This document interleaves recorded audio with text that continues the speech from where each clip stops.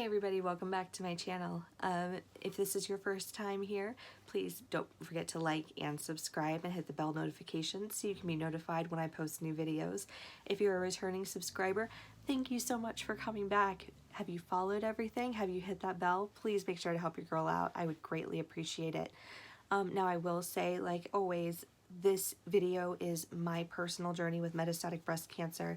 This is not to be taken as medical advice for you. This is simply how I face my breast cancer, and please make sure to consult your team with any concerns that you have regarding to your diagnosis. Now today, I ended up going on Facebook and posting the question, what are things that you guys want to know about metastatic breast cancer? You guys can ask me anything about my life with metastatic breast cancer, and my friends never disappoint.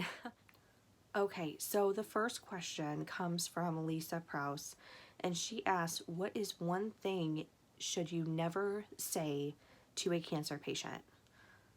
I've had some doozies. I think that one of my moments that I can think about right off was I had someone congratulate me on being a survivor. It's one of the reasons I don't use the word survivor. I don't identify. I think it's a past tense, term. It's not honoring the fact that we're living with this currently. And yeah, watch this little clip right here. And you guys, I think I handled it well. And I don't blame the person who asked me. She was just going off of the cues that she had. However, it's a little bit cringy, so prepare yourself. Breast cancer survivor, Tori Geib. Good morning, guys. Good morning. Hi. So, Congrats Kate, first. Congratulations. Exciting. You're a survivor. Yeah, I Tell us. actually am a patient. Yeah, so that for me is probably one of the things you shouldn't say. You shouldn't go up and say, congratulations, you're a survivor, because you never really know where someone is in their treatment. If they want to come up to you and say, hey, I'm a survivor, or hey, I just got done with treatment, then, by all means, go ahead and, congratulate them or whatever you need to do. But for me, living with metastatic breast cancer, to say, congratulations, you have cancer, or congratulations, you're a survivor. I'm like, what? I'm living with this for the rest of my life, and it's a terminal diagnosis. So I try to handle it with grace, with class, but never just assume somebody is a survivor or that they're done with treatment. Maybe they haven't lost their hair, they look good, they can do their own makeup. Never assume. Next question. From Rob, tell me about battle terminology. Okay, so this is something that I've been interviewed on quite a bit, and I have a very strong opinion on. I know that some other metastatic patients have some very strong opinions on this as well. And I spoke a little bit about it in talking about my initial diagnosis. I don't use battle language to talk about my cancer. Some people do, and if they do, that's totally on them. If they want to do that, that's fine. However, the biggest way you can dishonor someone living with metastatic disease is to not acknowledge the fact that they are living with it today. Once you're diagnosed with metastatic breast cancer, you're living with this for the rest of your life. It's a terminal diagnosis. We hope to be able to treat it chronically. Some patients are being able to be treated as a chronic condition. However, in general, metastatic breast cancer is not curable. It's not remissible. So I think when you use that battle language and you say, keep fighting, well, what does that mean? Because for me, that meant for the first year taking a pill every night. That was my chemotherapy. That didn't feel like fighting to me. It just felt like being compliant as a patient. There are a lot of things that I've been through. There's a lot of pain. There's a lot of broken bones. However, I say that I face my cancer. I never say that I fight. I don't consider battle language something that I like to identify with. In general, the biggest thing that's a nail on a chalkboard when it comes to battle language is when you say that somebody lost their battle. That is nails on a chalkboard to me, because it makes it sound like someone didn't do enough, like they didn't do enough to save themselves, and now they're dead, because they didn't do enough to help themselves. Do you hear how that sounds? I've been on 9 different lines of therapy, and it used to be that I would say, I failed on that treatment, and that's not what it was. My cancer didn't keep up, or the treatments, I should say, did not keep up with my cancer. My cancer mutated. It went around these drugs. It got stronger. That is not my fault. It is not my fault that the meds stopped working. Science has not kept up with my disease, and that is not to be blamed on the patient. And a lot of battle language at the end of the day makes patients feel like it's their fault. When someone tells me, keep fighting, when I just had progression on my disease, if I come and say, hey, my cancer spread again, and they say, keep fighting, to me that is so dismissive, because it doesn't honor the fact that I've been facing this, I've been taking my meds regularly. It's just disingenuous in general, and something that I don't identify with. Rob again, walk me through a chemo day. So for a chemotherapy day, it really depends on what drug you're on. Understand there are hundreds of different drugs when it comes to chemotherapy. Some are oral chemotherapies where you just take a pill at night, take one in the morning. But then IV chemotherapy, which I believe Rob is probably talking about with this. So typically what I do is I'll go in for my appointment. I'm on IV chemotherapy right now. I will go in for my appointment. They will draw labs to check and make sure that my white counts and my platelets are where they need to be. Then I'll receive pre-meds. Now with this drug that I'm on currently, I just get a steroid and an anti-nausea medication.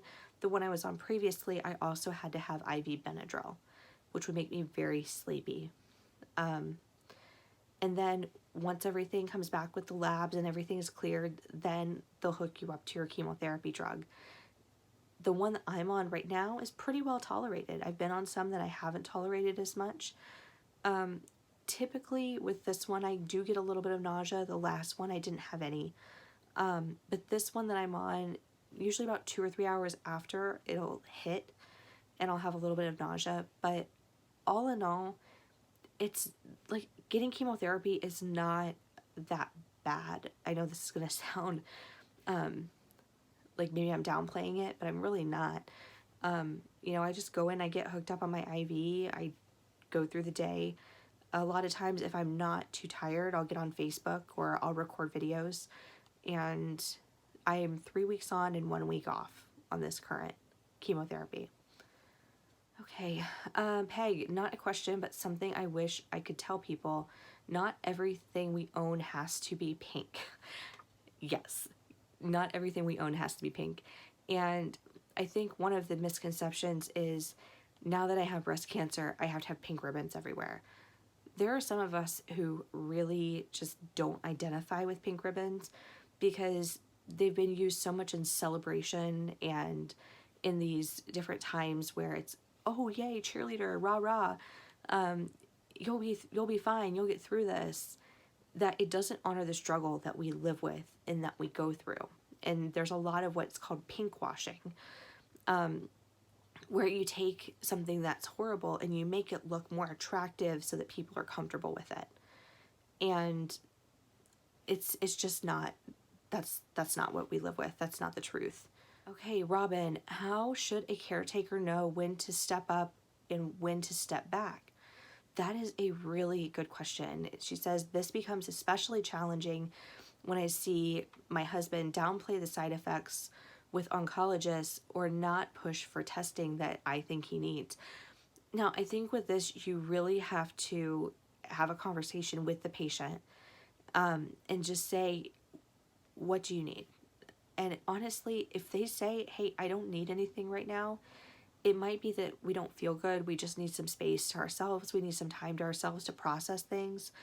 There's been times where, my caregivers or my caretakers, I love the fact that they're there, but I need to handle my emotions on my own before I can help somebody else through their emotions dealing with what I'm going through. Otherwise, you know, I'm a caretaker. I mean, that's where my heart is. If you do the Enneagram, I'm a number 2. So I'm the helper. I always want to make sure those around me are taken care of. And it's hard for me to see somebody I love struggling because of something that I'm going through. So I would automatically take care of them before I would take care of myself. There's also conversations that you might not be aware of. I mean, you know, if I bring up testing to my doctor, I might not tell my caretaker or caregiver, but I would send a my chart message or something that's just communicated between the two of us. And, you know, it's very hard because I know a lot of caregivers that want to be there 100% of the time. And sometimes as a cancer patient, you just need to process things on your own before you can process it with someone else. So I hope that helps. How should you know if as a caretaker, when to step up or when to step back? Just ask the patient. Just say, hey, do you need anything? If they say no, honor the no. Don't keep picking until they finally give in, because at that point, I've said, no, I'm okay. And then it's the constant, are you sure? Are you sure? Are you sure? And I'm going to go give you something to do just to get off my back. And it's not me trying to be rude, but I need to have space and I need to be able to take care of myself a little bit too. And I need to be able to hold on to some independence. You lose so much of yourself and so much of your independence through this diagnosis that sometimes at the end of the day, even though you can go to the kitchen and get me a glass of iced tea, I need to do that for myself so that I can maintain some level of independence. So I hope that helps. I hope that answers the question. Melanie. Hey, Melanie. How do I help loved ones and family who are struggling with the diagnosis, are in denial, pulling away, etc.? You can't save everyone. I'm going to say that. Like, some people won't know how to deal with your diagnosis. That's not on you. You know, everybody handles things differently. Everybody has different personality traits.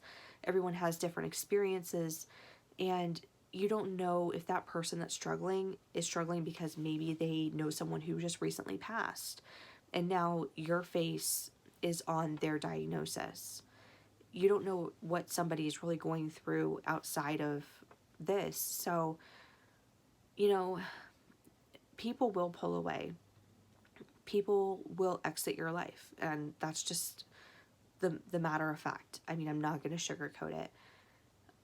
I would say you can help somebody to the level that you're comfortable with, but at the end of the day, you can't control how someone else responds to the information you give them, as long as the information you're giving them is truthful.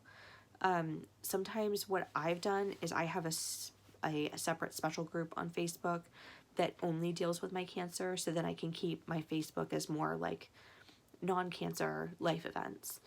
And for me, that's kind of helped get the information out there at once. That way I'm not having to deal with 50 phone calls and 50 people's emotions at the same time. I can kind of, you know, read the comments in chunks and decide what is okay for me. Tammy, what is the most resourceful website to be educated on cancer? I know personally I don't want to upset people asking a lot of questions, but would be nice to have a reliable resource to be educated. You know, I think for me, the best resource site is probably Susan Komen. As far as all types of breast cancer. However, for young women, I would either go to Tiger Lily. Tiger Lily has great resources. It was one of the first websites I really came across that spoke to me as a patient in dealing with stage 4. Also, the Young Survival Coalition is a great resource. So, I mean, that's 3 resources, but I also have a video which I will put in the description below of some of my favorite resources. However, generally not accounting for age or for gender, I would go to Komen. But for those who are young adults living with breast cancer, I would either send them Tiger Lily or YSC, Young Survival Coalition. And I'll put those links below. Okay. Lori, how many good feeling days a month do you have? Oh, Lordy. I would say I have more good days than bad days. However, it depends on what drug I'm on. So the current one that I'm on, I do pretty well except for the day after chemo, and I'm just tired, and I have nausea usually for about 2 days after. However, I'm on a new palliative medication that is helping that. But in general, I mean, I have more good days than bad, but I also have good hours and bad hours. Usually by the evening, my body's feeling pretty beat up, but I take medications to help with energy. I take medications to help with pain management. And as long as I stay on top of everything, I live a pretty good quality of life.